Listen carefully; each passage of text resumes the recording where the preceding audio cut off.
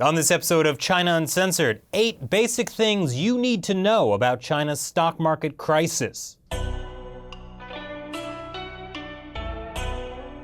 Hi, welcome to China Uncensored. I'm your host, Chris Chappell. Over the past month, China's stock market has been crashing harder than a Chinese student after the Gaokao college entrance exam. The whole world is looking at this and wondering why it happened and what the impact is going to be. My previous episode went into more depth on the issue, but for those of you who want a quick overview, here are 8 basic things you need to know to understand the crisis.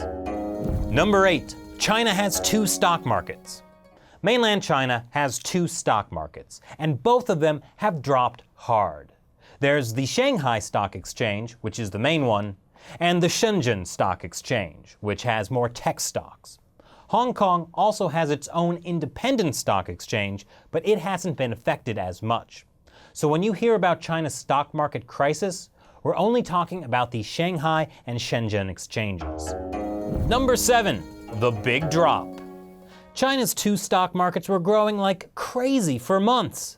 They peaked on June 12th and then started falling hard. Even with the small rebound in the past few days, they've lost more than $3 trillion in value. To get a concept for how big that is, think about all the money China spends each year on its military. Yes, the world's biggest military after the United States. And multiply that amount by 10. Oh, and you're still not at 3 trillion. Don't worry, the crisis won't actually affect Chinese military spending. Number 6. It's the Communist Party's fault.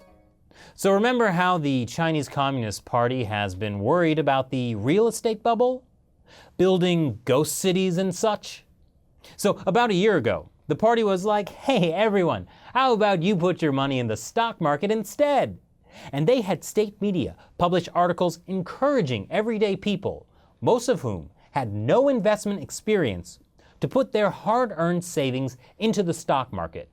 People thought, this can't fail because the Communist Party has our backs. Oops. Number 5. Gambling. What do you get when you mix millions of inexperienced investors with a system where they think they can't lose? Gambling. In Mandarin, they don't call it investing. They call it chao gu piao, literally stir-frying stocks. Trading and trading without really looking at company fundamentals. What could go wrong? Number 4. The government is panicking.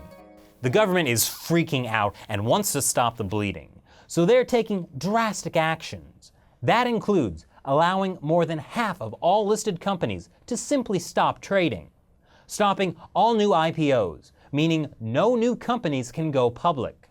Lending $42 billion through the state-run Securities Finance Corporation to brokerage firms so they can buy blue-chip stocks. And announcing an additional $40 billion economic stimulus package to bolster confidence in the Chinese economy overall. But even if this makes the stock markets go up a bit in the short term, they're still going to be volatile because these are only quick fix solutions that don't address the market fundamentals. Number 3. Margin trading. Margin trading is where you borrow money to buy stocks.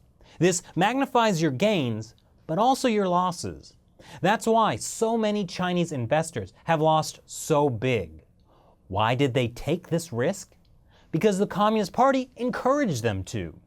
Since 2007, Chinese regulators have been loosening the rules on margin trading and encouraging people to invest borrowed money into the stock markets. So the markets went up and up and up, and then obviously not up. Number 2. The crisis has very little to do with China's economy. The stock markets going up or down don't actually reflect China's economy overall. That's because the Communist Party has always propped up the markets artificially. The push for stock market investment has more to do with politics. Likewise, only 14% of Chinese citizens are invested in the markets, so the crisis affects a lot of individuals, but not the fundamentals of China's economy. But it does weaken the Communist Party politically, because it shows they're not in as much control as people thought. And all this government intervention shows investors that they can never trust it to be a truly free market. And number 1, the crisis doesn't affect us yet. China's stock market crisis is not the Greek economic crisis, despite so many newspapers making that comparison for some reason. They're not even remotely the same thing. Also, foreigners own less than 1% of mainland Chinese stocks, so the crisis has very little direct impact on the West. On the other hand, if it leads to major economic or political shifts in China, then the whole world will see some ripple effects. But so far, it's not there. So those are the 8 basic things you need to know about China's stock market crisis.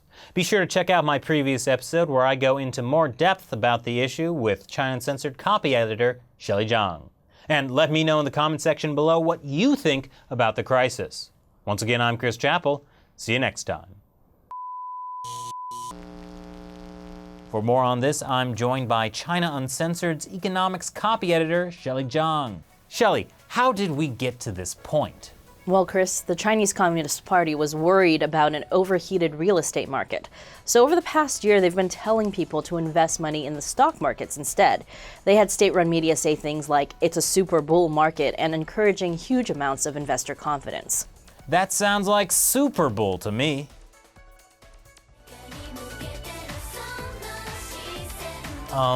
Okay. Well, that's Japan. But according to the director of 56 Flowers, they won't use that kind of cute and sexy appeal to win audiences. They'll promote China's positive energy. So let's see that positive energy.